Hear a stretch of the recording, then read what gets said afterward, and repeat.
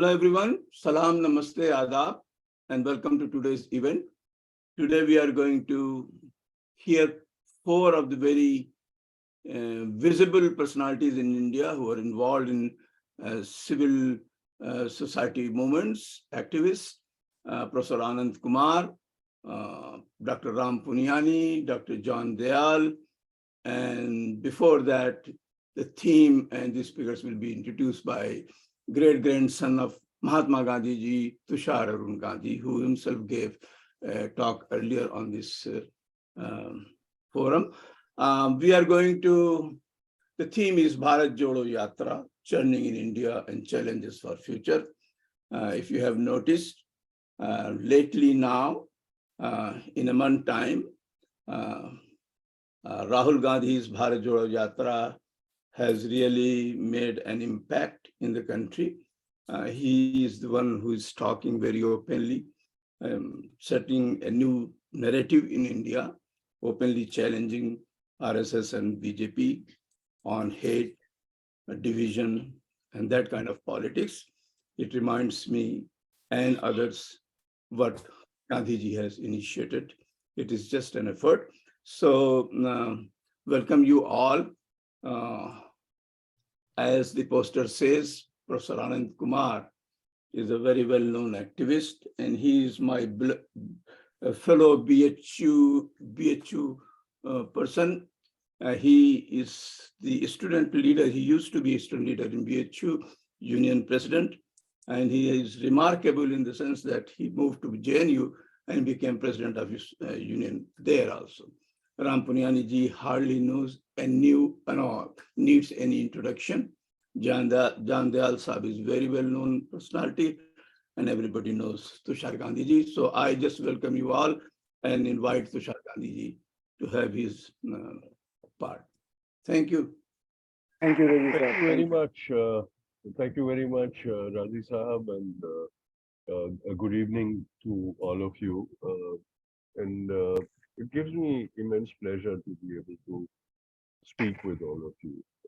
Yes, the Bharat Jodo Yatra is creating a churn in the Indian people, in the India that matters, the India of its villages, the India of its last person of the society who is always forgotten, ignored, made invisible. Nobody bothers about. Suddenly they are finding a shoulder to lean on, a ear that wants to listen to them. And every time that this experiment was carried out in India, it has reaped handsome dividends for the person who initiates these kind of things, because what Rahul is doing today is no less than a tapasya.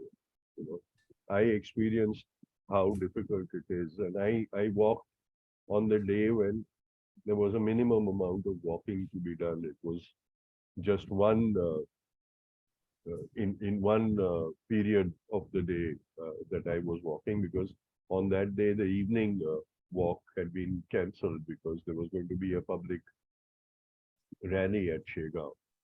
So I just had to walk about 14 kilometers with Rahul. And even that 14 kilometers, I know how difficult it was.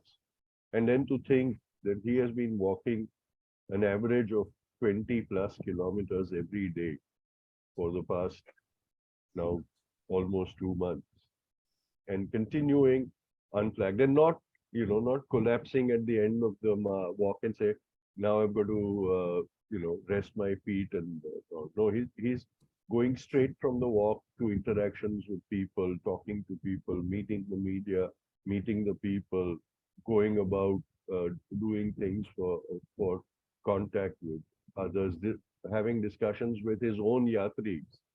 And all that activity goes on continuously. It's no less than a tapasya.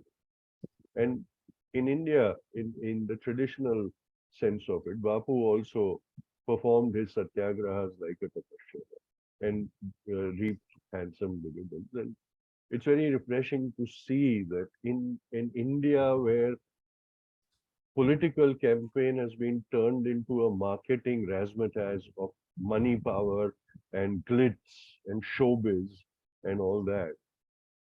A leader is using the basic tool of going down to the level of the commonest of common people, mingling with them and walking with them. And that is a unique thing for present day India. The message of love that he is carrying with him and showing in his demeanor. I was walking with him. We were engrossed in talking with one another because there was a family legacy. There was an old family association. We were looked upon not as the individuals we are, but as descendants of iconic leaders of the past. And so the focus was on us and we were talking to each other. But while that was happening, he had an eagle eye out on the tumultuous crowds surrounding the march. And he was spotting the people that he needed to communicate with and pulling them into his security cordon, mingling with them, talking them, giving them assurances, hugging them. And people were going hysterical that they were, it was disbelief that they were being able to do all that. But the fact remains that they suddenly saw a leader who was accessible. And that in today's time is very much appreciated because leadership has been insulated from the common people. And it has become an acceptable fact. That he talks about love and acceptance and respect and all that also reflects in his actions, which is another difference from the prime minister who, for a photo op, keeps telling people to move out of the frame while he's in the center of the frame and, directing the best angles and the best possible shots for himself. And everything that he does in his PR comes across as a very well choreographed moment. There's nothing spontaneous about what he does, neither in his clothing, nothing, nor in his behavior, or in the whole drama of his appearances. And here is somebody who's just, within, mingling with the crowds. That makes a difference. All this I have said, we must also remember that all this is making an image of Rahul as the people's leader. At the end of the Yatra, all the goodwill is going to transfer to Rahul, the person. The Congress party will actually have to sit down and think and formulate strategies on how they will gain electorally from the goodwill that Rahul is creating with the Yatra. The goodwill of the Yatra is not going to transfer to Congress as electoral successes automatically. That we must understand very, very clear. Unless Congress shapes up and formulates a strategy of pulling that goodwill towards themselves, it'll all be frittered away very fast because the odds that they are up against with the cash-rich, muscle-powerful, and completely drawn Sangh Parivar, it's going to take a lot more strategizing to counter them than just depending on the Padyatra. It's very essential because we live in a traumatic period where hate is earning unbelievably handsome rewards for the forces and the hate mongers. And so every election campaign, we see new laws being plugged. Just talking about the Gujarat elections, a couple of days back, one of the most heinous statements was made by the Home Minister of India in Gujarat when he boasted that till 2002, the terrorists were, unchecked and they were emboldened and they were, roaming around with impunity, harassing people. And in 2002, Narendra Modi taught those terrorists a lesson and they have retained them. Now, we all know who was targeted in 2002. And so we know that who Amit Shah is referring to as terrorists. It's very transparent that he is targeting the Muslims, and he's doing it only because he knows that if he polarizes the Hindu vote, then he's going to be successful. And see how well they use the strategy of hate. But it's not them we have to be worried about. What we have to be worried about is how gullible the Indian public has become to this campaign of hate, and how it's so easy for the hate mongers to sway them with such blatantly vicious utterances. But they do. The people get swayed.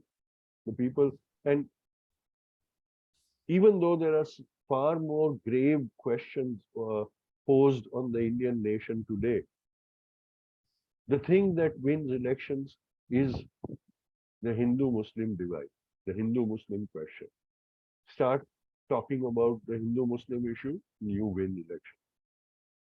It's so unfortunate that while unemployment should be talked about, price rise should be talked about, staggering economy should be talked about, what is being talked about is Muslims are the enemies, or Hindus are the enemies, or Hindus are the victims and Muslims are the oppressors.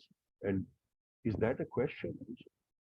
And that is where what Rahul is doing with his Bharat Jodo Yatra becomes so much more important. It's almost like the Yatra Bapu undertook in Noakhali in East Bengal.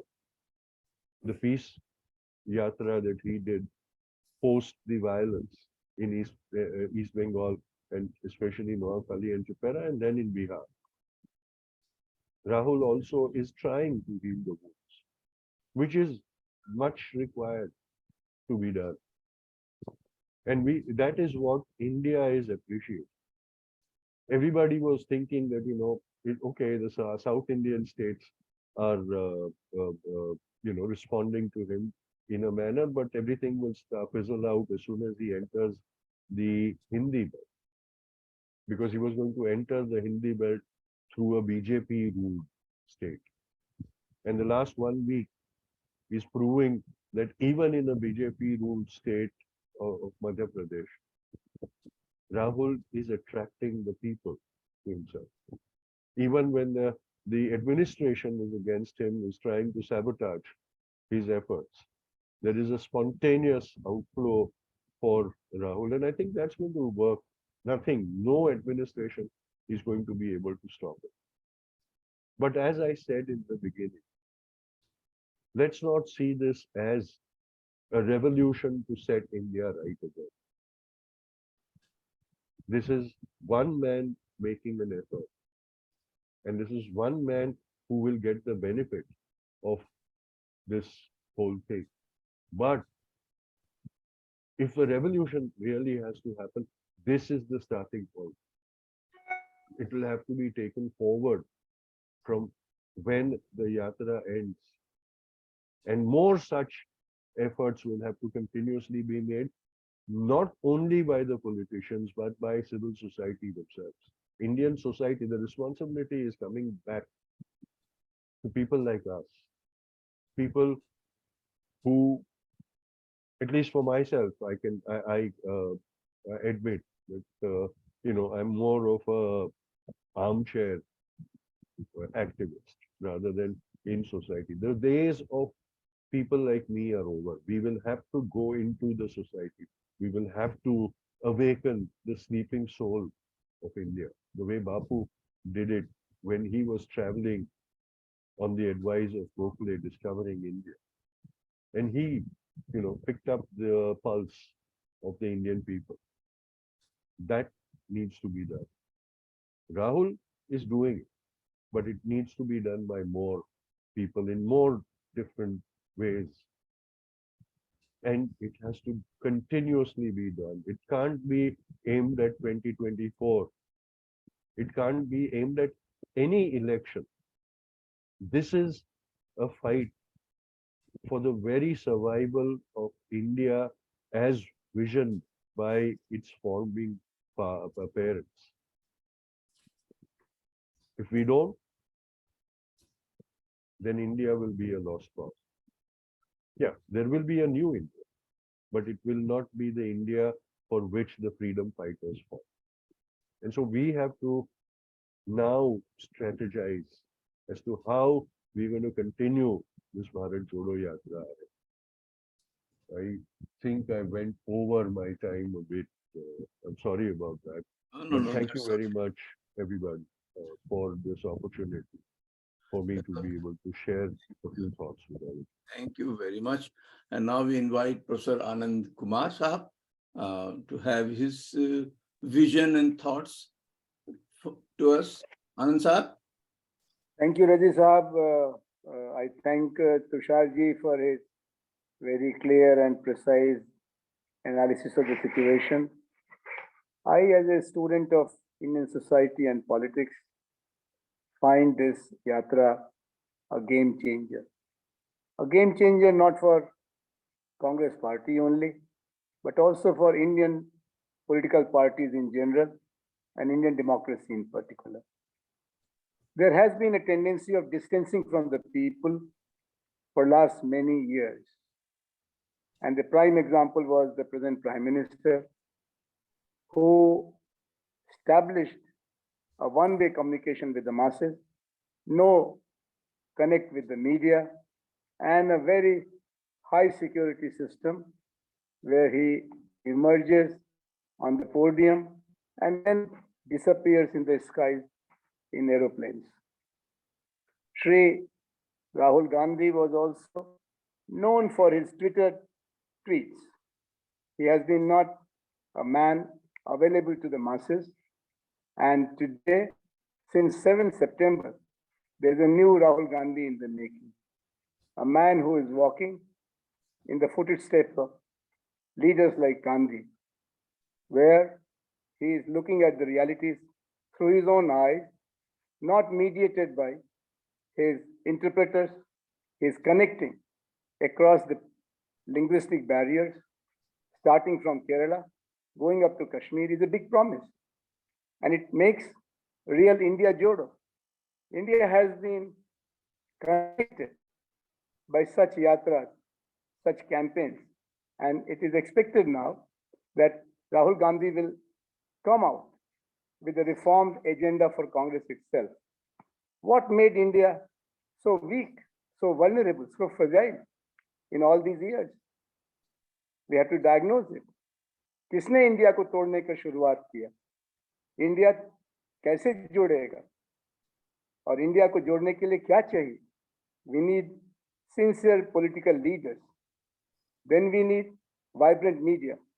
Then we need alert judiciary. And we need a dedicated bureaucracy. Plus pro-people political parties, active civil society, and of course, committed to truth, the scholarship of universities and knowledge centers. These are 7 pillars of India. The Indian architecture, since independence, has been around a constitution, and that constitution is on trial. There has been a great journey from European model of monolingual nation state to multilingual nation state in India. We also learned to live with deprived millions through affirmative action. But now we have to move towards multi-religious nation state. It is not known in European story of nation building. So Bharat Jodo means multilinguality, multi-religiosity, of course, multi-ethnicity. Rahul Gandhi is speaking in a very judicious manner. He is connecting with various layers of Indian people. Of course, his party leaders are rallying together with him, which is a novelty because Congress people had forgotten to walk on earth. Today, they are walking through common people, through common volunteers. Secondly, he is connecting with some of the icons of civil society.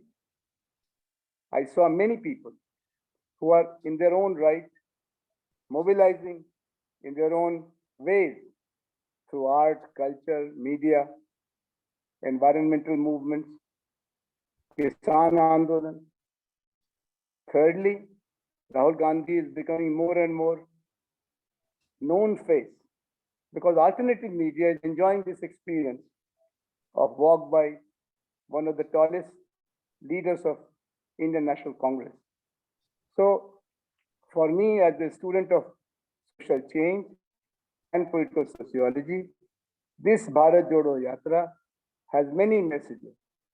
One, a good message for people of India that look, there is a vibrant opposition party and an available opposition leader. He is talking as if he is next door boy, next door man, next door leader, next door neighbor. Second, there is a revival of spirit within Congress party. Congress party is becoming more confident.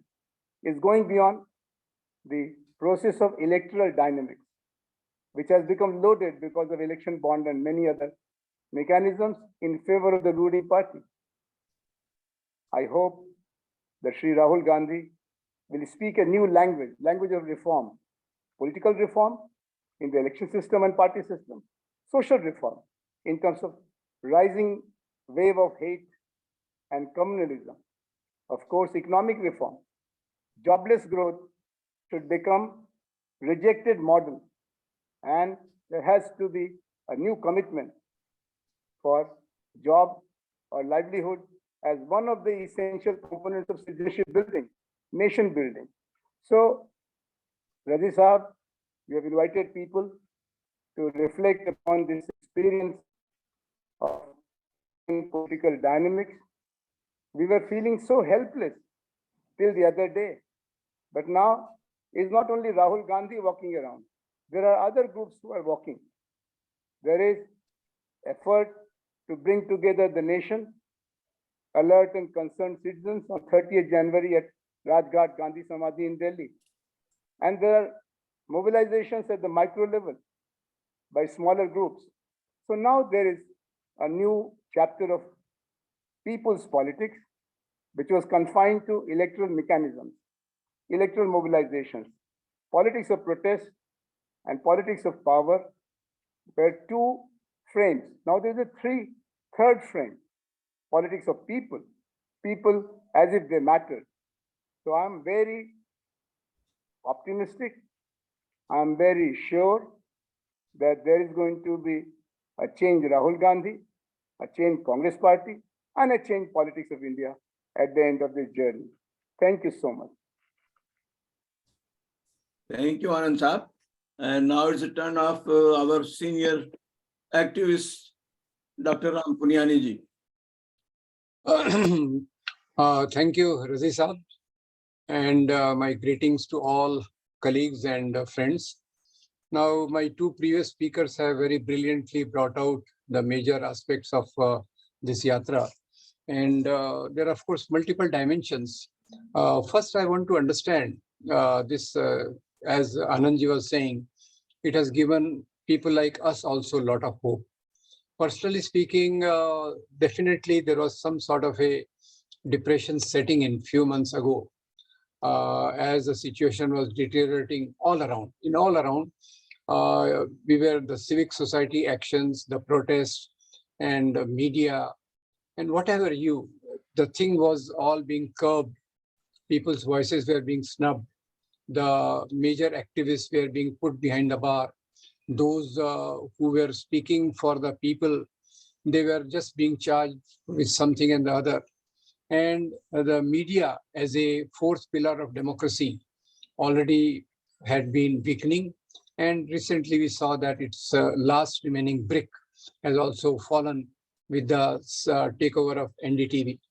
So this is the point which of course, there were many processes earlier also, but last 8 years, the process have been gone down, worsened exponentially. And all the hope of movements, though during this period we saw great movements like farmers movement, Shaheen Bagh movement. They will always stand out in the history of protest in a very unique way. But despite that, the type of things which were going, the rising prices and jobless growth, the increasing gap between rich and the poor, the worsening plight of the poor in the areas of health, education, social welfare. This was taking frightening proportions. And I must point out that India's standing in the world, most of the indices related to nutrition, freedom of religion, freedom of expression, and whatever you have, it has been constantly and drastically been falling. And at this time comes Rahul Gandhi's Yatra from September. The first major thing which was very striking and impressive was that it was not confined to a political party. There was hundreds of civil society groups who were associated, and civil society groups were also looking forward to an opportunity where they can express their ideas and they can articulate the needs with whom they have been working. So these two things, when they combined and when the Yatra began, obviously it was not expected, because media has been playing it down. It has not been, it has been totally insensitive and totally practically blocking out this Yatra in the initial phases. Even now, there is not mention of this in TV or newspapers and other places. But fortunately, some sort of social media which has come up has given such a brilliant articulation and understanding about this Yatra, which Tushar Gandhi very nicely put. And seeing those videos, one really gets touched not only by that, the way Rahul Gandhi is behaving like a neighbor, friend next door, and meeting people on one-to-one basis, on equal basis. There is no air of superiority that, okay, I am a big leader and you are an ordinary person. There is no such air. And so that is one thing. And the second thing, the way people are responding, I think people were looking for such an opportunity, because from last many decades, nobody has been there to hear the voices of the people. There has been a one-way traffic from top to bottom. And here people saw that there is somebody whom we can tell our problems. And I'm sure, though I'm looking forward to join the Yatra for a short while, but I'm sure daily he must be receiving a lot of petitions, lot of articulations of people about their problems, which will go into a massive amount of documentation if somebody does it. And the second thing is that it is not that only one section of society is coming to meet him. You see the way women are comfortably meeting him, hugging him, talking to him. You see physically disabled persons. You see other group of people all coming with equal ease and talking to him, hugging to him, walking with him. It is a remarkable phenomenon which is going on.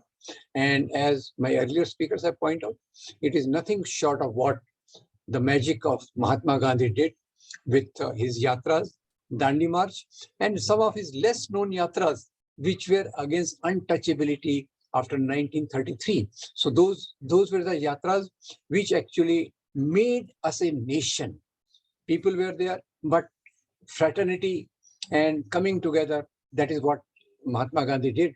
And the way fraternity was being attacked and way our things were being attacked left, right, and center, economically, socially, politically, culturally, this seems to be a moment where that can be revived in a new manner. Of course, I am trying to be over-optimistic because particularly we have seen too much of pessimism in last couple of decades. So one feels like becoming more optimistic and hopes it turns out in that particular direction. And the other points which Tushar Gandhi has very nicely put in that, and which I also feel, that this Yatra needs to be supplemented by a backup action. And backup action, I don't just mean electoral victory, strengthening of Congress party and all that. The spirit which Yatra has imbibed, the way it is coming out, there has to be civil society action, political parties actions, whereby the spirit of the Yatra is made to live in the society, made into sort of a small movements, as Anand Kumarji was very well saying, that this yatra has also prompted, or anyway they might have been planning other yatras also. And here, this is one occasion where one point I must say, Rahul Gandhi himself said that RSS BJP must have spent thousands of crores in damaging his image. And at one point, they were successful to the extent that even primary school girls and boys used to make fun of him. Rahul Gandhi himself has evolved, I think, through discussions, through readings and all that. But I think this yatra not only is giving the chance to the people, but I am sure this will be enriching Rahul Gandhi himself, the way Mahatma Gandhi was enriched by his third-class compartment travels on the advice of Gokhale, which is very well known to us. So the question is that this yatra spirit and this yatra's values, and in between whatever Rahul Gandhi is saying through press conferences, I think he speaks 15 minutes a day to the media, to the people, and the way he's putting forward the problems of the people, problems related to hunger, disease, unemployment, farmers' problem, all those are actually very well, and they need to be translated into a social and political agenda also. So I strongly feel, of course, this voice somehow it has to be, many people may be feeling that this yatra's spirit has to be nurtured for long time, for all the times. And for that, a backup type of programs which follow the yatra wherever the yatra goes is absolutely important. And another point which I want to just repeat is that there was a fear that in Hindi belt, where RSS BJP are very strong, the yatra will not get such a reception. But one is happily surprised, pleased, and enthused by the way people are receiving him in other parts of the country also. And with this, there is a lot of lesson for all those who have been engaged in trying to work for a better society, trying to work for preservation of democratic rights, right to freedom of religion and all other things. This is a big lesson for them also, that we have to catch this moment to strengthen our movements, deepen our movements, and fearlessly try to come forward to see that we are able to fulfill the dream of a better India, where fraternity becomes the underlying factor, because that is a thing which has been fractured maximum. And of course, other things are also there. So that particular lesson, we have to take, all those who want to see a better India, where the poverty is eradicated, rich and poor divides are reduced. That sort of a struggle we have to engage. And probably this yatra is a very major step and very big starting point, not starting point, but something which can give fillip, which can give a boost to such social movements, which many of our friends are seriously engaged in. Thank you very much. So आप लोग थोड़ा कंजूसी से काम ले रहे हैं. We thought that we have given you enough time, but anyway, we will come back in the question and answer session. So now is the turn of our very dear Father John. Yeah, please. I am Karuna's father, John. I am a layperson, not a priest, which allows me the temerity to challenge Ram, my dear friend, metaphorically and literally. Ram, who would like to hug Narendra Bhai Modi? So, women and children hugging Rahul Gandhi is not the issue. The good point you mentioned, they are touching hearts with him, and that is an issue. The visuals, therefore, encouraging as they are, take second place to the impact of his footsteps on the ground. And I would like to use two phrases, really. I don't know him at all. His father was a friend, and as a journalist, I've covered his grandmother, his mother, and so on and so forth. But I've never had the opportunity to be within handshaking distance of Rahul Gandhi, barring two occasions. One was Eid Milan, and the second was when he called 50 of us or something on the eve of the Yatra to listen to us. He did listen, he did speak. He made a small impact, not a big impact, because people went away from there with reservations. People who had not been allowed to speak thought they could be his mentors, and they weren't. I also speak from another part of view. Having, in the 53 years or so that I have been a journalist, covered many yatras, barring that of Mohandas Karamchand Gandhi, the great-grandfather of my friend Tushar, with whom I share my birthday. So, Tushar, we have a personal link with you here, which will remind me on several of my birthdays. After that, I've covered Chandrasekhar's Yatra.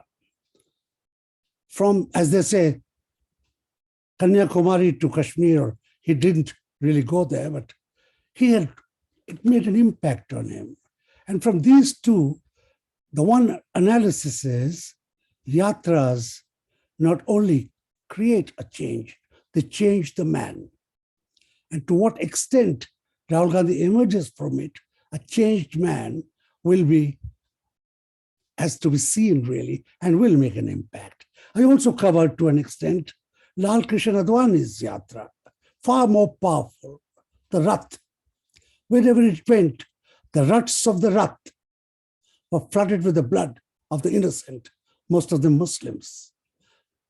It did not make him a better man, but it did sow seeds of the rampant Islamophobia that we see today, an Islamophobia that has perverted the thinking of the Christian community, perverted the thinking of the Sikh community, both of them victims of Hindu majoritarianism and RSS and other violence. And yet Islamophobia reigns. It also reigns in the Buddhist and otherwise peaceful community. And this is a direct result of L.K. Advani's Rath Yatra, which led to the demolition of the Babri Masjid. It did not make, however, L.K. Advani anything more than a deputy prime minister. And deputy prime ministers are like deputy daftaris. They have nothing in power. They are lost. They just remain deputies. It doesn't really matter. But in looking at this yatra, I also look at Modi's yatra, done in patches and bits, done air, done helicopter, but it is a yatra. Let's not underrate it. It's a very vicious yatra. The difference is, and this none of the others had, his yatra is state assisted, sponsored by the rich and the mighty. It's a yatra magnified by the Modi media. It's a yatra which is instantly transmitted into bulldozers by that fake religious person in Lucknow. It's that yatra of his, and whether it's a municipal corporation or a parliamentary election, Narendra Bhai Modi is perpetually in the election mode. His finger, his hand, his look at the camera, his rabbit talk, his innuendo, how he uses subtle Hindi and English terms, the puppy under my wheels, and thou shalt know them by their dresses. His mouth not only reeks and drips of poison, his mouth is a manufacturing unit of poison, which is instantly lapped up by the people and has so far been translated into words. So it's in this background, and with this varying experiences of yatras, that I look at Rahul Gandhi's yatra, uncovered, not covered, I should say, in the main media, but covered elsewhere with great thing. I met him at the Churning meeting and was impressed. I mean, from a distance at the Eid Millers, he was an auburn-haired young man, very respectful. I was introduced to him as his father's friend. He was extremely generous in his courtesy. But that's about all. I've never met his sister. So when one looks at the Yatra as it's taking place, which I may well join when it comes to Delhi. I have broken my hip joint last year and I used one of those surgical sticks to walk, but so be it. If I have the energy that day, I shall walk with him. That's my promise to myself, because I also want to know what is the charism in him. Is that charism or charisma something that can rouse people, not pretty girls to come and pose with him, not with old women to hug him, but can rouse people, because that's also very important. I look at it from, I'm not a priest, although you called me father, and thank you for that. I'm not a priest, but there are things in the Bible which fit so aptly. The fable, Jesus' story about the person who strewed seeds. And lo and behold, some of the seeds fed on hot, rocky soil, and they were burnt. They became useless, sterile. Some fell onto areas which were nurturing, but they had bushes. And the plants grew, and the bushes overwhelmed them and killed them. But some fell on good ground, and the rains came, and the sun shone, and they became mighty trees that they were designed to be, or wheat crops which they were meant to be. Given a social circumstance, given a political nurturing, his footsteps can be turned into votes. And there comes this other problem. People who are with the Congress at the center don't want him trotting the soil. The role of the CPM, by and large, in Kerala was reprehensible. I'm a leftist, but I'm not a CPM cadre. It was reprehensible, and that continues. And I think whether it be Bengal, where it may not go, or any other state where the regime is kind, including Tamil Nadu, where it was kind. The parties who fear a rise of the Congress, which means all those institutions, these political chief ministers who were once in the Congress and formed their own parties in the regions, partly to erase the linkages with the Central Congress. They would want to see that Yatra doesn't succeed in full measure. The third is within the Congress. What happened to the Chief Minister of Rajasthan? Did his wife fight with him or what? Why did he play that trick when he played it? And Rajesh Pilot, a very handsome man, once married to the daughter of the Chief Minister of Kashmir. I knew his father very well, the squadron leader. What happened to him? Why are they creating cesspools, hotspots of a crisis which will divert the Congress, which will, in a way, unnerve Rahul Gandhi, whose mind, even if he doesn't want to be the head of the party, still is involved in the affairs of the party. He just doesn't want to be a messiah who stands alone and is crucified, not even with two thieves to his right and to his left. The Congress that can suck success and victory from this chaos, from the terrible things that this man, Narendra Modi, has led India into.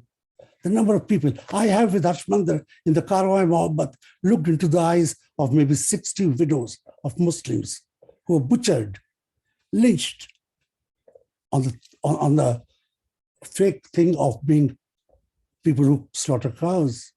In all my life, I must have covered hundreds of communal riots, each one of them manufactured, each one of them built on a fake theory. Everybody says that if the SP wants it, he can stop a riot in the first 4 hours. They haven't stopped because in those days, the state didn't want them. Mr. Modi doesn't want any communal tension to die down. He wants it at a pitch, and every little pitch of his pitch. Can the Congress, on the day after the Yatra leaves the place, how does it act? How does it build? How does it exude confidence that here is an opportunity? I'm going to grab it. I'm going to get young people who will be tomorrow's managers at polling booths, who will be the Pracha pramukhs of the Congress. That is an exercise which has not been watched even by the social media. I hope and pray that they watch it so that they can give us feedback and to that extent modify either our glee or a depression from a yatra that could have gone waste. I, for my part, as an Indian with a deep investment in this country, my dear friend Tushar links to the past in a very powerful way, translating it for the time of day.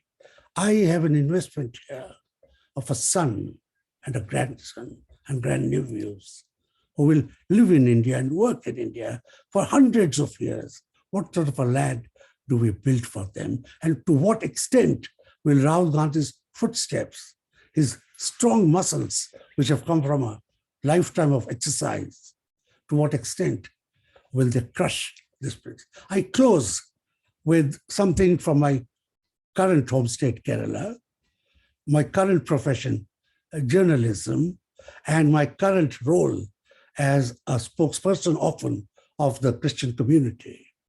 Adani, the man, his three roles. His plant, his port in Kerala has created the fear of death in the Latin Catholic community, most of which are fishermen or boatmen. They've been fired upon, they've been beaten. The Archbishop and all the bishops have had FIRs launched against them, although they were far away from the spot. Blood has been shed, Catholic blood, my blood. He has bought over NDTV directly, and has bought over many other institutions in the media indirectly. Trust me, I tell you that. 2/3 of the media is his. The remainder is with Ambani. I worked for Mr. Ambani once. I was his London correspondent. The third is the news you may have read today. The Life Insurance Corporation, which has insured my life and my wife's life, has given him 70,000 crore with nothing in escrow. One man controls all of them. Is it the RSS chief goes to launch a new batch of judges in the Judicial Training Institute in Bhopal? Before the session began, there was a minor talk during the session whether Bhopal is bigger or Indore is bigger. Bhopal is the political and social capital of Madhya Pradesh. Indore is Bombay number 2, is the economic and to an extent RSS capital of Madhya Pradesh. So when the RSS chief goes to launch a program to train subordinate and high court judiciary, who finances them? Whose plane does he fly? Mr. Adani. And that thought I leave with you as I join you in hoping that this yatra would have sown at least 1/3 of its seeds in soil which will nourish it. Because I can tell you from my grassroots experience, there is Congress deep in the soil. It needs water, it needs a plow, a harrow to take over the weeds. It shall rise again. Yesterday, I was at a friend's house in Jharkhand's capital, Ranchi. She was a former colleague, and her late husband was my classmate in college. His daughter is a great fan of Modi, just Modi, not the party. And during dinner, I was trying to, the mother had asked me, please dissuade this girl. So I asked her a very simple question. Suppose Narendra Bhai is not there in the party. What happens? Who is number 2? Do you know the names of the leaders in serial of the BJP who will assume power? Will it be Yogi? Will it be Gadkari? She paled because her fixation was with this man, as many are fixated on this other man, Kejriwal, whose sole object in life is to annihilate the Congress. She paled because none of these people who shout, Modi, Modi, Modi, have given a thought to the day when he and I would not be walking on the soil of India. I thank you so much for giving this opportunity, and I wish you Merry Christmas. Thank you, Dayal Saab. Thank you very much. Thank you, all these speakers. And you all have finished before time, so we will have enough time for the question answer. Before we go for question answer, Faisal, just show the event for the coming Saturday, and then we move on to a moderated session, which will be led by our moderator, Dr. Rafat Hussain. Faisal? Okay. Well, next week will be a very different topic, but very much in the news these days, especially in Modi's India, Manuvadi assault on constitutional rights. And Manuvadi, as translated by our speakers, patriarchal and caste-based assault on constitutional right. And three women who are well known in their own sphere are talking. Professor Ruprekha Verma, former Vice Chancellor of Lucknow University, activist in the society, Subhashini Ali, CPIM member of parliament, ex-member of parliament, and ADWA's president. And opening remarks will be given by our Sunita Vishwanath from USA, co-founder of Hindus for Human Rights. She remains much in the news all the time, taking on Hindutva. So over to Dr. Rafat Hussain, our host for question and answer session. Okay, thank you, Razi Bhai. And I'd like to thank Mr. Tushar Arun Gandhi, Professor Anand Kumar, Dr. Ram Puniyani, and Dr. John Dayal for presenting their thoughts on the Bharat Jodo Yatra. So the session is open for the question and answer. And those who are regular attendees, they know how to raise the hand. You can either raise your digital hand or show your interest in the chat box. So let me see if there are any. Yes. So there are two usual names, Dr. Nazir Ahmad and then Rudranshu Singh. So Nazir Saab, please go ahead and mute yourself. And please be brief, and so we can hear more from the speakers. Thank you. Thank you. My question relates to the focus or the lack of focus of the Yatra. Gandhiji made the freedom struggle a mass movement with his Salt Yatra. Advani welded the so-called Hindu vote bank with his Ram Janmabhoomi Yatra and propelled the BJP and the RSS into power. Now, what we are faced today is a paradigm war. The BJP RSS paradigm is that of Hindutva, wherein the minorities are at best tolerated and at worst eliminated. The octopus is now spreading its tentacles here in the United States. My question is, does the Yatra need a greater accent on a theme such as love that would galvanize not just India, but the whole world? The impact is now diffused with discussions of employment, inflation, corruption, or Indira Gandhi or Rahul Gandhi himself, important, relevant issues, but with no transcendent and lasting power. Your comment, please.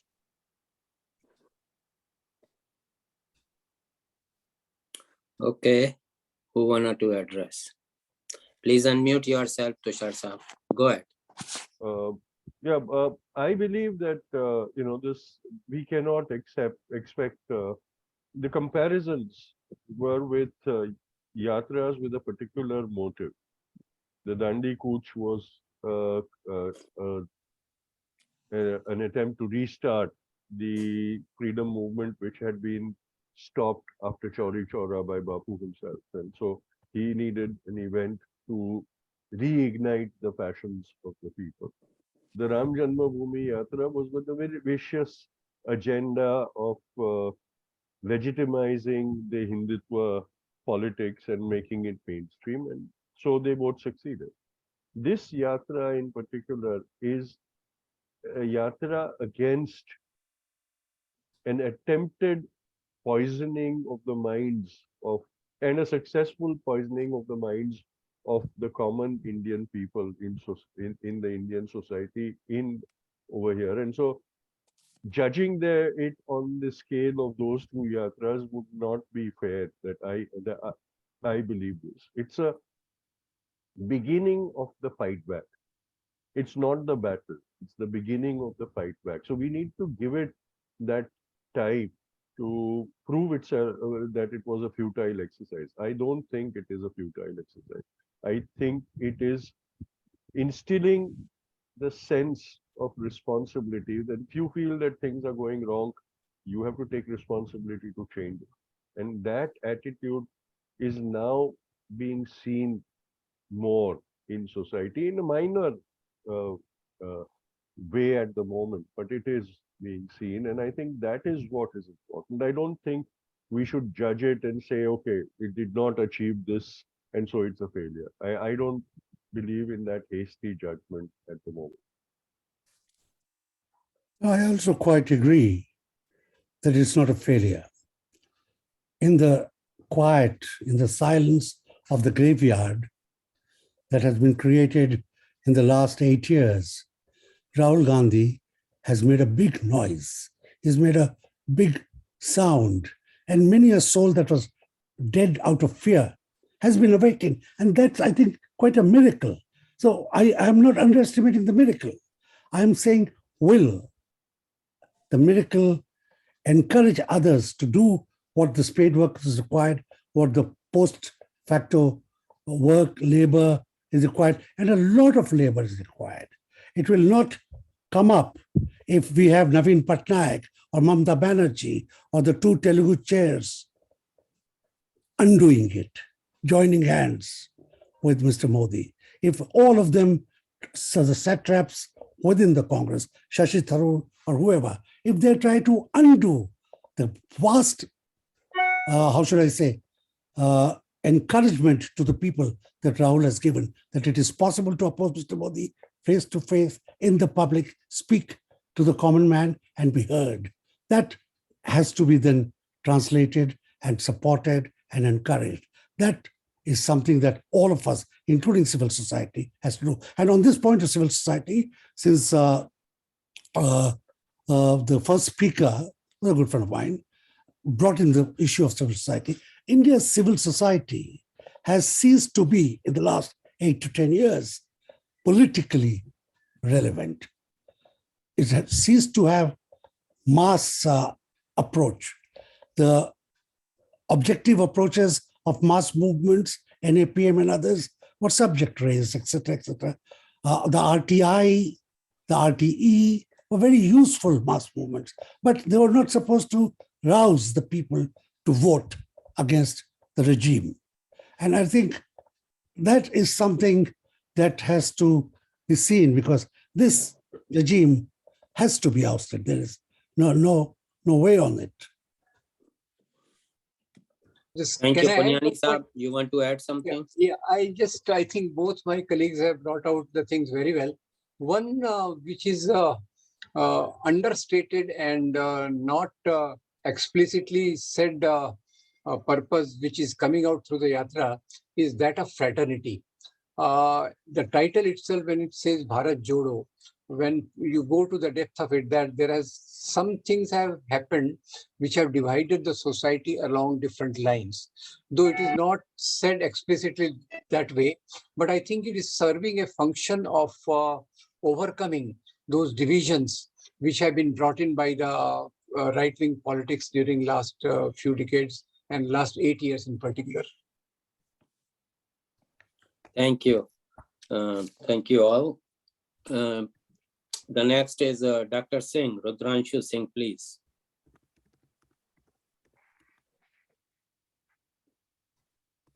Dr. Singh, Rudranshu. Is muted. Let me see if he's having difficulty. I'm unmute now. Yes. Can you Okay, hear? great. Go ahead, please. Good evening to all the speakers, and I love all the speakers on the panel, and I listen to what they say ever on television and the chance I get to read them. And I had a chance to speak to Mr. Gandhi personally as well.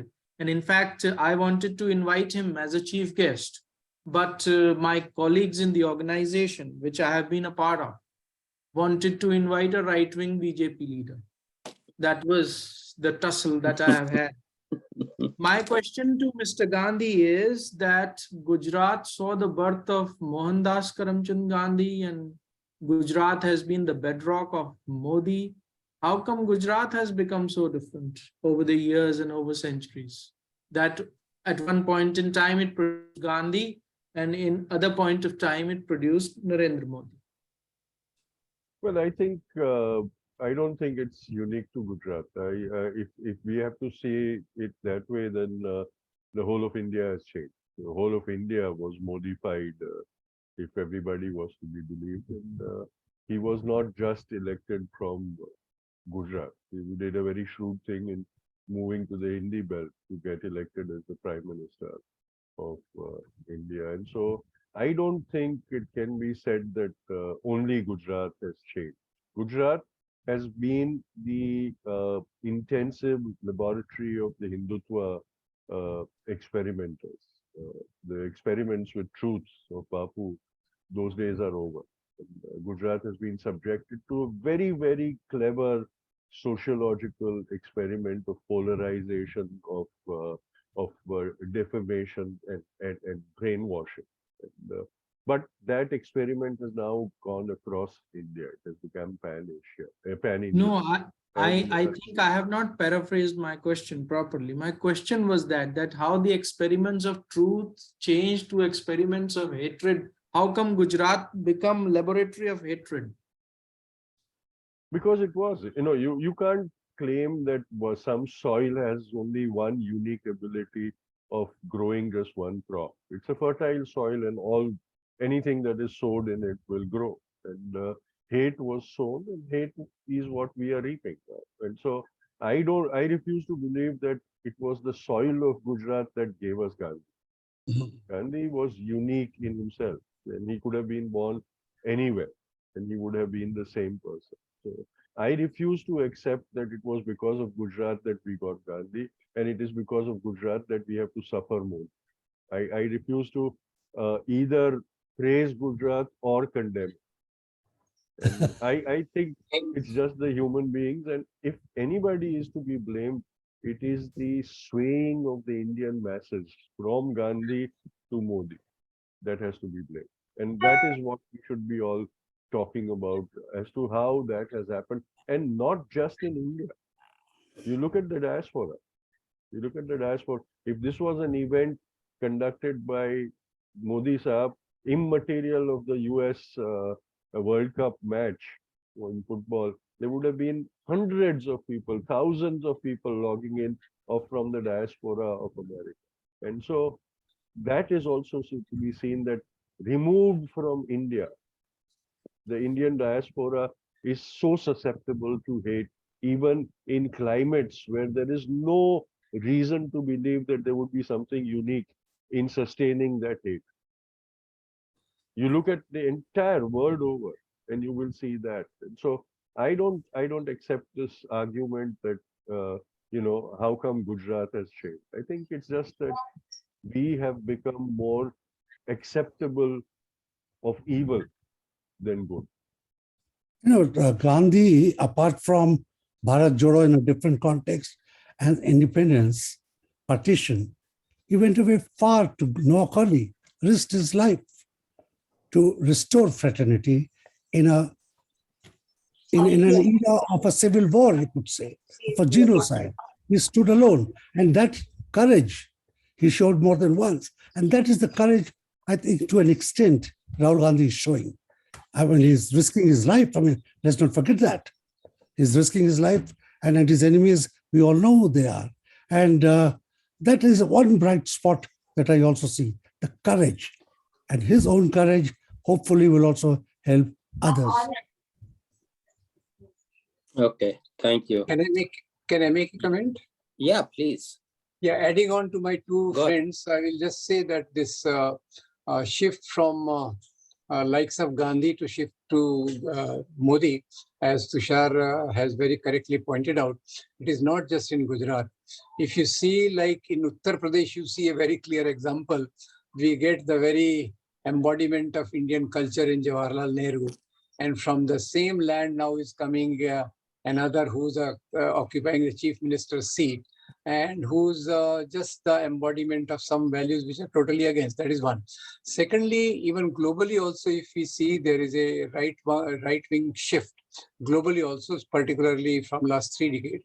And the third point I will say that, of course, the right-wing Hindu politics in India has, for various sociological and economical reasons, got more fertile land in sections of Gujarat community. That, of course, is a matter of a deeper debate as to how it has come up. But it has nothing to do with the soil of Gujarat or soil of Uttar Pradesh as such. These are the socio-political things which we need to understand. What gives the fertility to the growth of right-wing politics, which is embodied in a person like Modi or Yogi in Uttar Pradesh. Thank you. Salman Qureshi sir.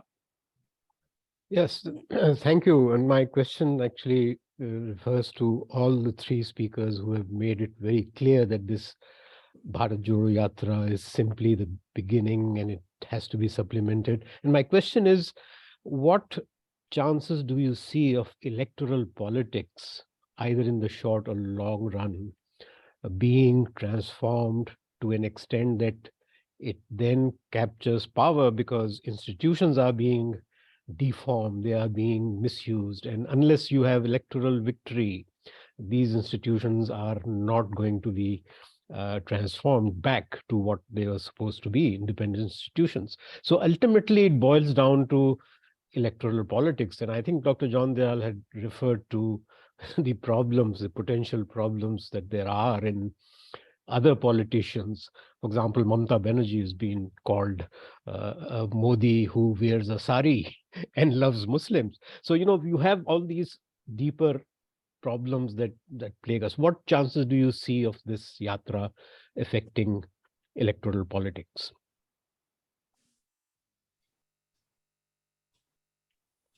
Who's going to start?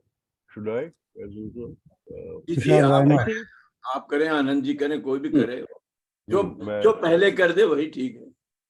Yeah. तो मैं पहले शुरुआत कर देता हूँ और फिर आगे सब लोग बोल सकते हैं. I think for electoral success, there needs to be more brainstorming. The Yatra has made it very clear that they are not focusing on electoral successes or electoral gains. And that is where, it has very directly avoided states that are going into elections and stayed away from them. And so, and at every given opportunity, Rahul has made it very clear that his Yatra does not aim for political success. He may be criticized for it. Being a part of the Congress, if he keeps saying that his objectives are not for electoral success, then he has to rethink his whole identity as a politician. But having taken that and accepted that argument, it is up to the Congress to then now sit down and strategize on how they can translate the goodwill that is being created by the Yatra into electoral gains.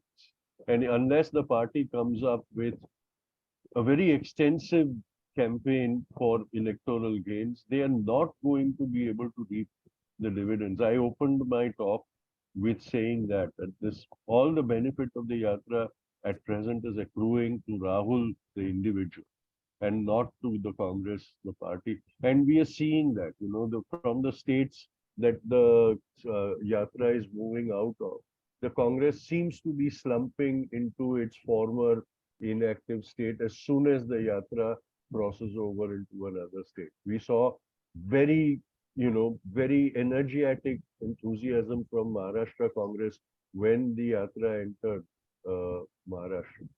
But when the Yatra left Maharashtra, it felt as if everybody heaved a sigh of relief and said, now let's go back home and rest and we are all as usual. If that is the attitude, then Congress will lose all the gains made by Rahul and squander it away. So the Congress needs a very urgent emergency Yeah, we can. think about what to do to capitalize electorally on the Yatra. Okay, who else? Anandji, Anandji, you are on mute. In my view, there is going to be a plus-plus situation for Congress, because by definition, either Congress party commits suicide, walks away from electoral battle, or changes its attitude of self-assumed arrogance. Congress knows that it doesn't have much money, but it can capitalize on the spirit of fearlessness which is being promoted by Rahul Gandhi. If Rahul Gandhi can come out in the open and walk through the lanes and villages and districts of the country, congressmen can at least go around the constituency. Yeah. Secondly, congressmen must also realize that the country is not its monopoly. They have to develop a better strategy of Pehle Aap, so that the regional parties feel comfortable. They are equally determined to give a good fight to BJP, but Congress is the what you call big brother or big sister, and Congress has to develop a more transparent coalition strategy. Congress is not known to be a reliable coalition partner so far, and that trust deficit may be a big barrier for Congress to make up for the past mistakes. Thirdly, there is a spirit of change, uneasiness. There is a desire for going for a better tomorrow. And this Nafrat idea is very important message. If Congress can stay together around this spirit of harmony, integration, Desh Bachao, I think Congress will gain. Thank you. Okay, John Saab. Yeah, no, the point really is, how does the Congress behave and what is its election strategy in states where the BJP is not ruling? And there are many of them. I mentioned the two Telugu states, I mentioned Tamil Nadu, West Bengal, and all the Northeast. We can currently say that although they are supporters of the BJP, the character of the constituents is not pro-BJP. Given any help, they would rebel, including in Tripura and Assam. That is my thesis. How does because all of them, the main enemy is not the BJP, the main enemy is the Congress. They survive if there is no Congress, because they can always make a deal with New Delhi, as they used to say in Delhi, Delhi mein aap, nahi Delhi mein baap. And that is what is the message in many states. They would not want the Congress to win. They would rather that Mr. Modi won and remain in New Delhi, and they were happy as satraps, as constituents of a larger front. And that is so obvious by the terrible voting pattern in the Rajya Sabha. The most inhuman laws have been passed in the Rajya Sabha by the support of Orissa, by the support of the two Telugus, Mayawati too, for that matter, when she had seats. Mamta has been, well, she walks out, so doesn't have to be tainted. Only the DMK, which is so south as not to have a footprint outside of Pondicherry, has had the guts to support the Congress in Parliament.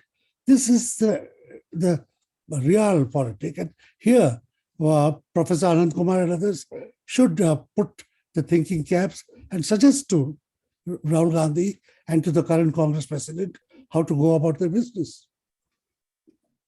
Thank you. Imtiaz Saab. Thank you. What is the level of participation of Muslims in India in this Yatra? As the purpose of the Yatra is Bharat Jodo, that means bringing people together across the religious and socio-political, socio-economic divide. Muslims will benefit greatly if this Yatra succeeds and becomes a movement and effectively counters hate. So are the Muslims in India realizing this opportunity, and are they participating as they should? Well, if I may say something about it. Yeah, yes, Tushaji, please Yeah, go ahead. please. Okay. Sorry, I butted in, Anand sir. But when No, I Tushaji, walked, go ahead.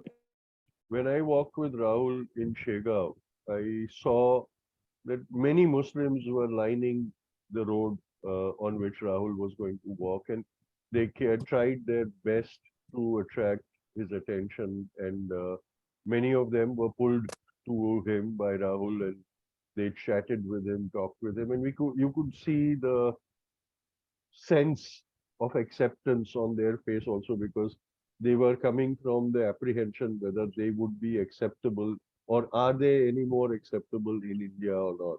Their very existence is in danger. And when Rahul embraced them and pulled them close to them, they suddenly realized here is one man who's accepting us publicly, not shunning us, not throwing us away. With me, there was an interesting episode that happened. There is a young man in Dharavi called Gulzar Khan, and his father, Wakar Khan, worked in Dharavi post the 92-93 riots, and an ordinary, non-political person, but a respectable person, active in his community.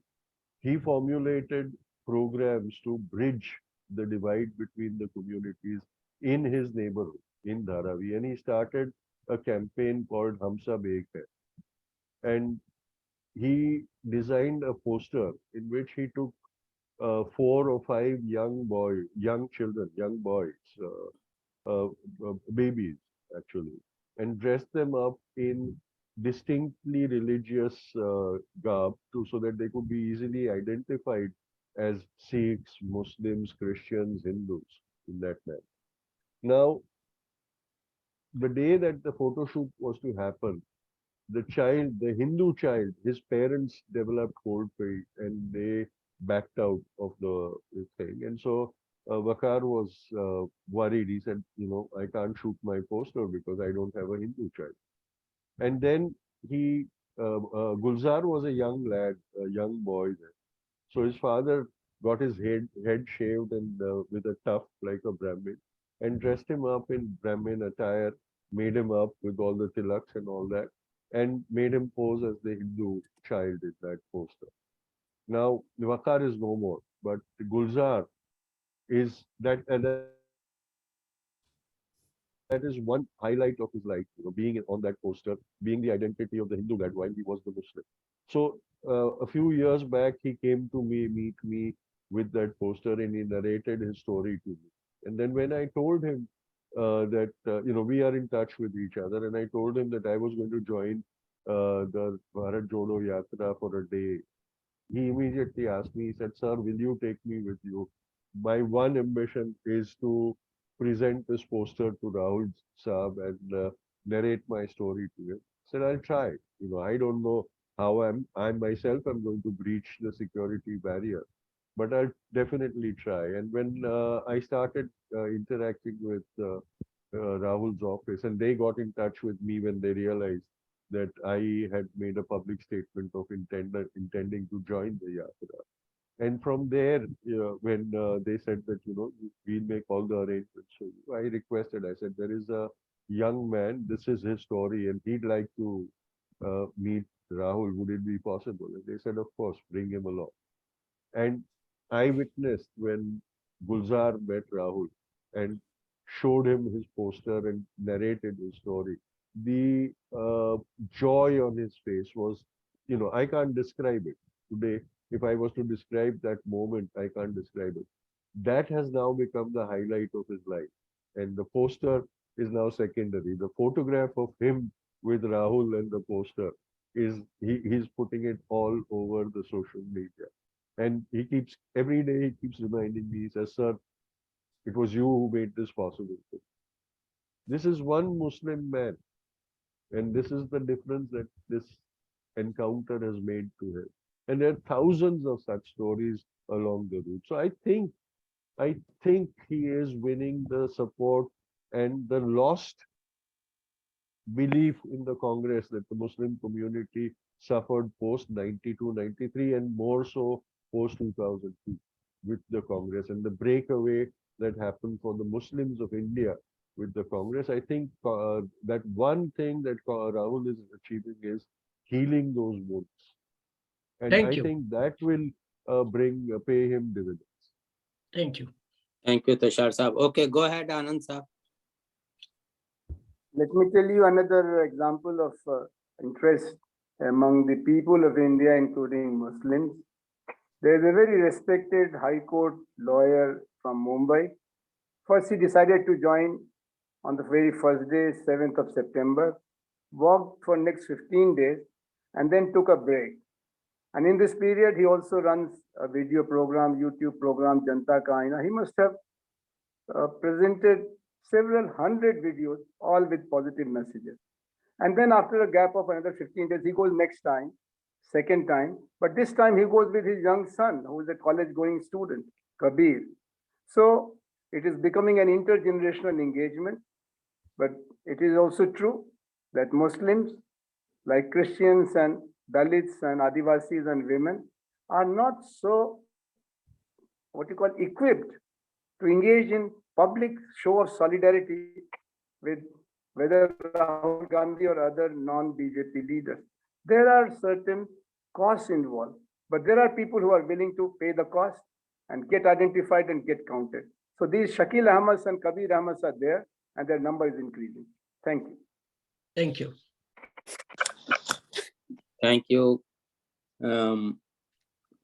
Is there anyone who wants to add something? Otherwise, with apologies, I am gonna to put few people on the spot.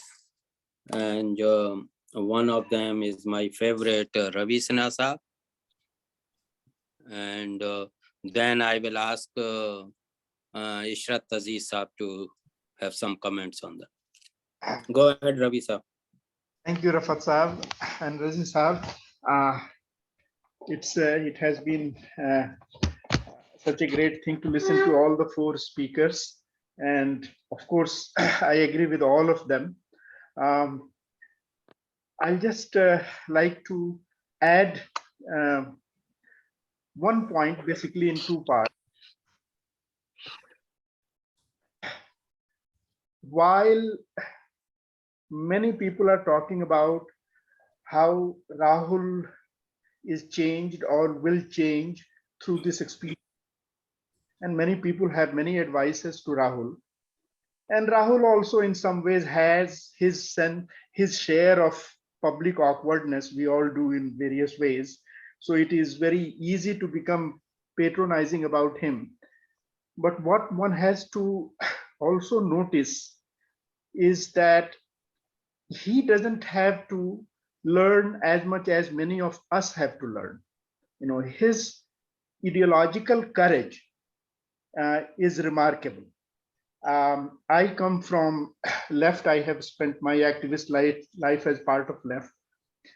And left movement, my Biradari has spent enormous amount of time in its anti-Congressism. And so have many civic movements, as you are saying, or social movements. They have thrived on anti-Congressism, and all such movements have played their role in bringing India to where India is now. Remember 2012 and 2013. Some of us were speaking against the Hazare Kejriwal kind of people, but many of people from our movement, were gung-ho about Kejriwal, and look what has happened. So this anti-Congressism that has been in left in many of the social movements, in the Indian socialists like Lohiites and so on, I wonder whether we are drawing the right lessons or not, or we are learning, learning things from it or not. Rahul is ideologically very clear, even though he may be a young man relatively, but ideologically very clear, I will say, at least in the short run, that he knows that the fight is with RSS and with BJP. Fight is ideological. Fight is be translated into electoral political victory, but the first one has to realize that the fight is ideological. I don't know how many civil movements or social movements are clear about it. All the speakers today are clear about it, and I am very happy that they have spoken well about the Bharat Jodo Yatra. But look at the political spectrum in India. not everybody is drawing the proper lesson. That is my worry, that intellectuals, lot of social movements, large part of my left movement overall, from CPI all the way to Maoist or whoever, whichever part of that spectrum you like or don't like, we have to draw civil movements, intellectuals, people who have thrived on Congress, denouncing Congress and so on. They have to draw lessons. Rahul has a very difficult task. That is a task of Gandhi and Nehru combined. They had the historical division of labor. Gandhi could win the masses through his persona and language, and through his use of religious language, even though he had the wisdom to pass the reign on when it mattered, despite his Hind Swaraj, pass the reign to someone like Nehru. And without Nehru, you cannot imagine today's India. And today's India has been taken over by the kind of ideology in that if you want something to happen, something to challenge such colossal, monstrous forces, it needs a Gandhi and Nehru combined. And that kind of ideological clarity, whether left, whether social movements, whether Lohiite movements, whether a lot of Congress baiters, whether they have learned the lessons or not, I am not sure. One person who used to say that Congress should die is now walking with the Yatra. That I am happy about. There is a very famous historian from Bangalore. I have met him once. He keeps saying that Congress should die. I don't know whether he had changed his opinion or not. I would say that we have to learn a lot more than Rahul has to. Rahul, young he may be and awkward he may be in many ways, he is ideologically very clear and his courage is remarkable. No one in India has shown that kind of courage. Thank you. Good, Ravi Sahib. So Yogendra Yadav is so are many of those kind. So please make some comments. Yeah, Anand, Ravi ji is remembering history with great sadness, but he has to recognize that India is a democracy where any party which is ruling party has to be responsible for its mistakes, missed opportunities or miscalculations. Nobody in Congress can justify emergency. Nobody in Congress can justify split of Congress party for winning a presidential election. It was not done by Lohiites. Congress was divided by congressmen. Nobody can justify 1984. But that is part of the past. We have a challenge of survival of Indian democracy today. Much grave situation. So whether it is Marxists or Lohiites or Ambedkarites, they love democracy, they love Indian unity, and they are second to none in their commitment for challenging the forces of hatred and forces of disruption and fracturing of India. And therefore, don't worry, Ravi Bhai, people are wise enough. If they can turn around and challenge Indira Gandhi's democracy game in the name of saving the country and challenge emergency, they will challenge this force also. And nation is not comfortable with present regime. So in spite of various problems of coordination and communication, there is going to be greater consensus today for changing the regime in 2024 than ever before. Thank you.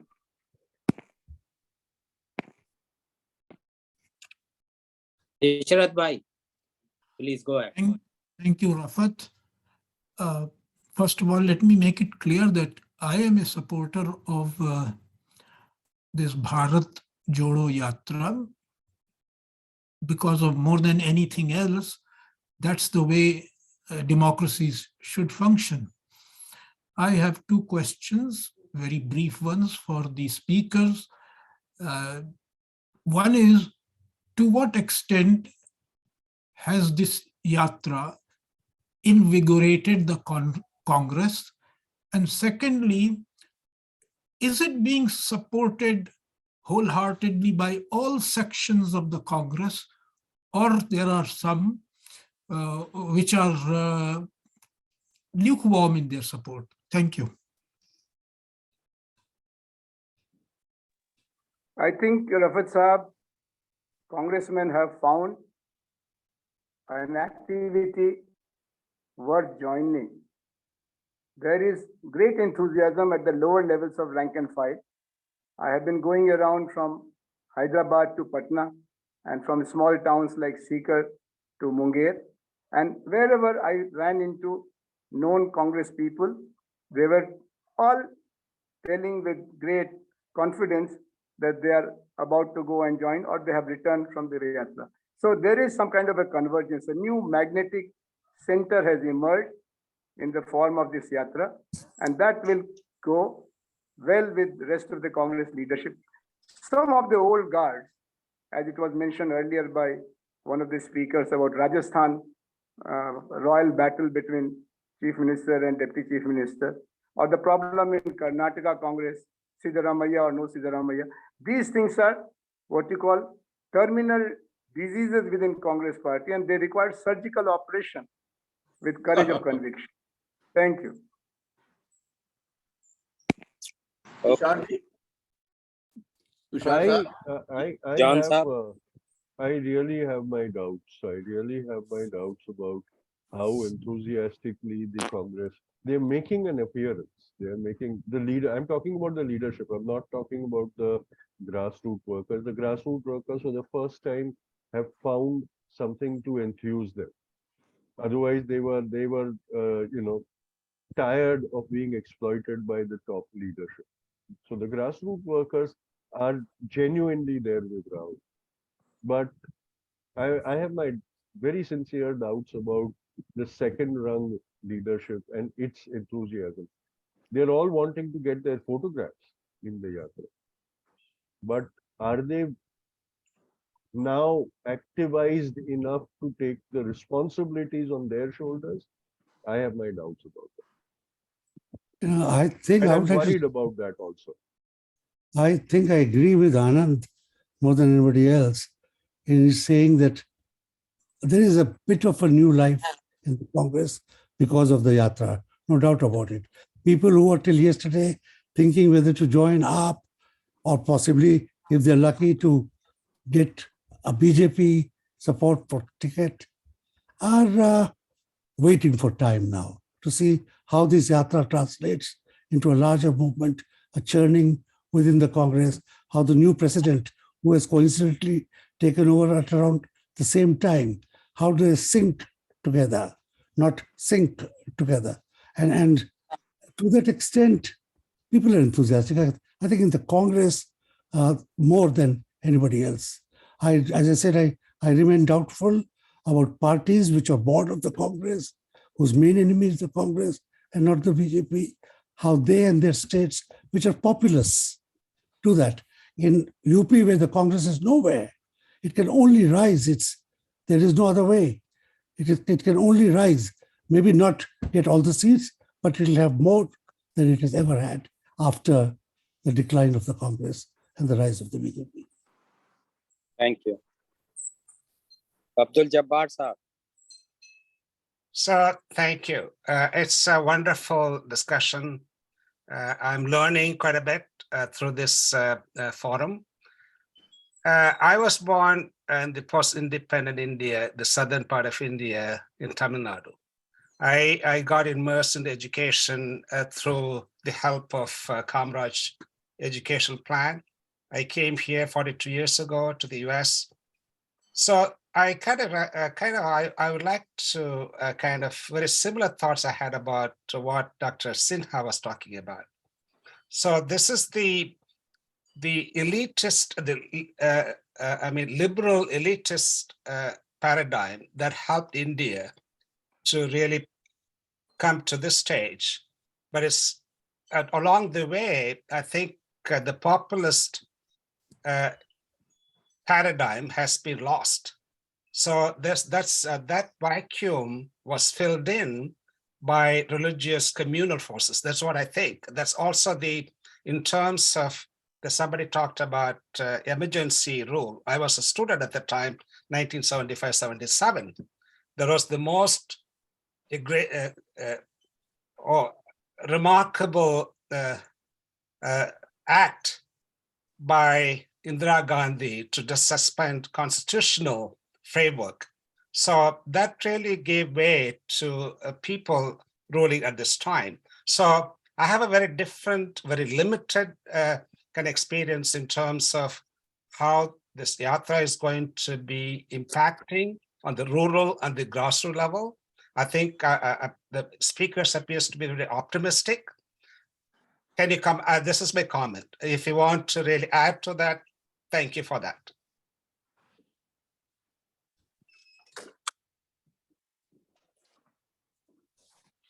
So the voice is coming from south, extreme south. Dr. Jabbar comes from the island somewhere in Tamil Nadu. Now he is stationed here in Atlanta. And he is very critical of Indira Gandhi, very pro Kamradji. So anyway, just keep in mind, and we would like to hear from the experts. I also come from the deep south and have been brought up in the extreme north. Our distance was not as much as India and the US, but significant in its Indian heritage. The south is different, but the south, qua south, is not anti-Congress. I mean, it is the agitations of the Karagams, of the Tamil movements, were against a section of the Congress, the leadership, which at that time in Tamil Nadu was entirely Brahmanical in its thing. Mr. Karunanidhi has both opposed and supported the Congress. The All India Anna DMK has been a partner as well as a critic. The situation there is slightly different, but they're overall, because they know that across the country, only the Congress gives fight to the BJP. The DMK, apart from the French enclave, has no role outside of Tamil Nadu, not even in the other states, certainly not in Karnataka and Kerala. In Karnataka, Bangalore, Tamils may vote for them, but otherwise none. So willy-nilly, unlike some of the others in UP and Bihar, they cannot, they don't in Parliament. As a correspondent, as a journalist, I can tell you, in Parliament, in parliamentary practice, they have been very supportive when they didn't have to be. Can I make a short comment on the emergency, if I'm allowed? I wrote a book on the emergency, very popular. Go ahead, I want to Rudran, quick comment. Sir, the emergency of 1975 was a product of panic, and the emergency that has been unleashed upon us since 2014 is a product of design, and it is a very big difference which we need to understand before we start. I disagree. You have your right to disagree, but I hold this opinion. This is the kind of liberal whitewashing what happened in 1975. No, punching the 1975 emergency again and again and again gives a very easy, convenient escape route to the right. It is not. To the right wing. People have to. They have to agree that there is a mistake in the war. I agree with Rudranshu saying absolutely. The emergency of Indira Gandhi pales into insignificance in the reality of the undeclared emergency of Narendra Modi for the past 8 years. I think when Indira Gandhi's emergency was declared, we were all shocked. We were all scared, terrified of what was going to happen. But that terror was nothing as compared to the anxiety in which we are living today. So I completely agree that it's high time that we stop punching Indira Gandhi's emergency and in a manner condoning the authoritarian rule of the rebel. So I'm not defending, or I'm just saying my experience. That really led to, if you look at the history of emergency time, and then what happened during that time, the communal forces emerged during that time, and they became now part of the ruling dispensation. I think that's what that whenever the people talk about, but I'm not saying that there's no comparison, but there's two events. But what I'm saying, there's a precursor event that led to what is happening now in the present. In 1971, Indira Gandhi's election was struck down by the Allahabad High Court. That was the main punching point of 1975 emergency. Now, do we have judges who can strike down Modi's election? My question is Chandrachud can do probably. Okay, what Abdul Jabbar sir is saying, I think there's a little substance of truth in it. The emergency, the arrest of the RSS, the arrest of the CPM did help cleanse the RSS of the blood, which was all over its face in the murder of Mahatma Gandhi. They made the RSS palatable. And for that, Mrs. Gandhi has to be blamed. But her own role as a secular person is, despite all her religious things, is a very different thing. The RSS has gained from it and has sort of used it again and again and again. And then those things are issues. But if you look at it the other way, and I can just give you a bit of information also. The attack on the Golden Temple since 1984 is mentioned so often. The events leading up to Operation Blue Star have the hand of the RSS in dividing Punjab, irrespective of what Gandhi Dayal Singh and Darbara Singh had in the internal fight. It was the RSS, it was the Hindu press in the Punjab, which egged on action against this drastic action against Bhindranwala. There were other ways, there were tear gas, all other ways could have been explored. There was no time for that. It was, and this is reflected in the 403 or so seats Rajiv Gandhi got after his mother was killed, which is exactly almost the total of the seats that the BJP had and the seats that the Congress had. The RSS helped Rajiv Gandhi score so overwhelmingly, as if the RSS didn't want Indira Gandhi killed, neither did we. But the RSS role in the events leading up to Operation Blue Star and the 84 riots has to be explored. Its hand in the anti-Sikh riot has to be explored. Thank you. So before I invite Nidhi Jain has been working on grassroots level.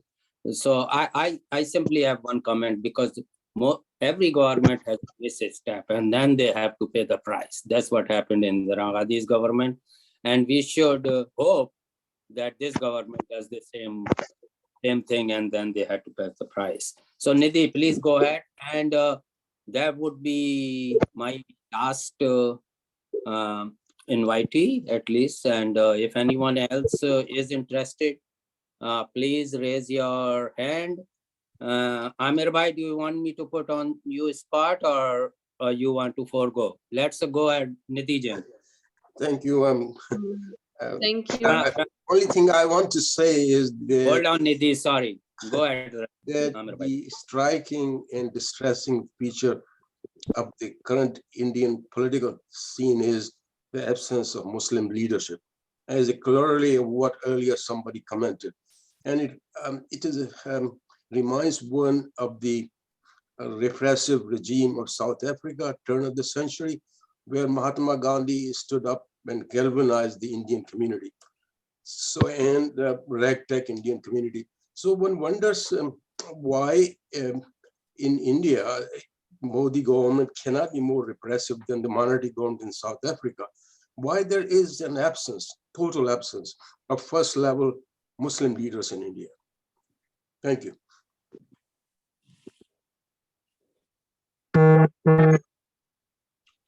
Complete silence.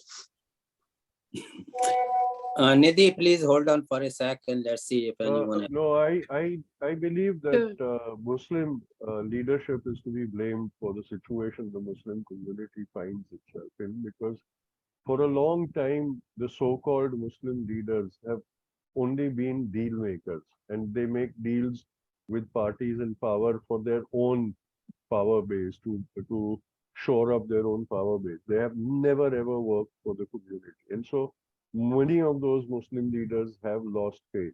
Now we do have the phenomenon of the Owaisi brothers holding sway over the some of the Muslim votes, and you see how they are utilizing it, how they are making deals for their own personal aggrandizement, for electoral successes of the parties that should not be reaping the dividends. So, like the Dalit leadership in India, we have seen that the Muslim leadership has been nothing better than deal makers for their own self. And so, true, genuine Muslim leadership, I'm not generalizing by comment. There will be exceptions, there will be certain examples of good Muslim leadership working for the community, but they have not been able to capture that kind of a hold over the Muslim community. And I strongly believe that Muslim leadership in Indian circumstances might have to be from outside the community to work to really benefit that community, because everybody who emerges from that community realizes the power that the community gives to them to make deals for themselves, and they've done that all the time. Thank you. Go ahead, Nidhi, please. Can I? Yeah, please go ahead. Sorry, Nidhi, hold on. Rafat Saab, just 1 minute, because Amir Sahab raised such an important question. I think the key word of Mahatma Gandhi and India is democracy, electoral democracy. When you have competitive electoral democracy, and when a majoritarian mobilization takes place, the way it happened, to some extent in Germany, then to look for leaders of a small minority community or even significant minority community is a very difficult ask, because the moment Muslim leadership comes, or the moment any party starts nurturing Muslim leadership, that makes the job of BJP that much easier. Because, Muslims have been targeted here in India, just like the Jews were targeted, in Germany. And then to look for German leaders who will stand up to Hitler, will make the job of Hitler easier in some ways. So somebody from the majority community, some leaders, some political forces have to come up and challenge this kind of regime the way majority Germans, had to. They did not, but eventually they should have challenged Germany. Muslim leadership, even if I'm not saying that it is doing all the right things. There are many problems with the Muslim leadership, as Tushar Sahab is pointing out. But even if they did all the right things, they are not the ones who are going to bring any kind of salvage, any kind of comfort to the Muslim community. Somebody else has to do it, and that is the price. Competitive electoral, BJP can say that we don't need your votes. Thank you. We have only a few minutes left. Go ahead, Nidhi, and then we will wrap up. Sir, this is my experience. This is not a question. मुझे लगता है कि भारत जोड़ो यात्रा का जो impact है वो ग्राउंड लेवल पे तो लग रहा है, क्योंकि जब महात्मा गांधी ने यात्राएं शुरू की थी तो उन्होंने इतने बड़े मूवमेंट में सक्सेस पाई थी। तो ये यात्रा कहीं ना कहीं फील्ड में जब हम फील कर रहे हैं तो कहीं ना कहीं लोगों पे एक पॉजिटिव इम्पैक्ट ला रही है, क्योंकि पिछले ही 15 दिनों पहले जब मैं राजस्थान के 7-8 जिलों में CSDS का एक स्टडी कर रही थी, क्योंकि यूथ पे इसका क्या इम्पैक्ट आ रहा है उसको लेकर के, तो मैंने लोगों से सवाल पूछे कि क्या बेसिक चीज क्या है, आप क्या चाहते हो। तो काफी चीजें हैं, जो सबसे इम्पोर्टेंट पॉइंट है अनएम्प्लॉयमेंट। लेकिन यदि इलेक्टोरल पॉलिटिक्स की बात करें तो they want to vote for Modi. So I was little surprised कि हम 8 सालों से ये जो झेल रहे हैं, और पिछले इतने सालों से भी हम ये नहीं कहते कि पहले एम्प्लॉयमेंट था ही सही, और अनएम्प्लॉयमेंट का जो रेस हुआ है, तो और जो मुस्लिम जो हेट हुआ है, वो सारी चीजें अंदर ही अंदर लोगों में बढ़ी है।